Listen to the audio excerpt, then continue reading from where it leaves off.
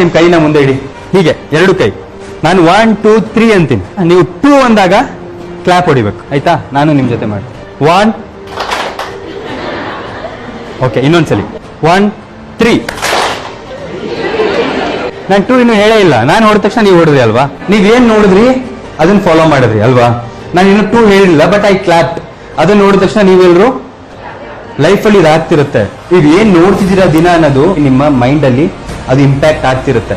Social ಮೀಡಿಯಾದಲ್ಲಿ ನೀವು ಏನೇನ್ ನೋಡ್ತಿದ್ದೀರಾ, ಯಾರೋ ಒಬ್ಬ ಬಾಸಲ್ಲಿ ಯಾರೋ ಇಬ್ರು ಜಗಳ ಆಡಿದ್ರು, ಇಡೀ ದಿನ ಕುತ್ಕೊಂಡು ನೋಡೋದು, ಅದನ್ನ ನೋಡಿದಾಗ ಏನ್ ಅನ್ಸುತ್ತೆ ನಿಮಗೆ? ಅದೆಲ್ಲ ನಾರ್ಮಲ್ ಅನ್ಸ್ಬಿಡುತ್ತೆ.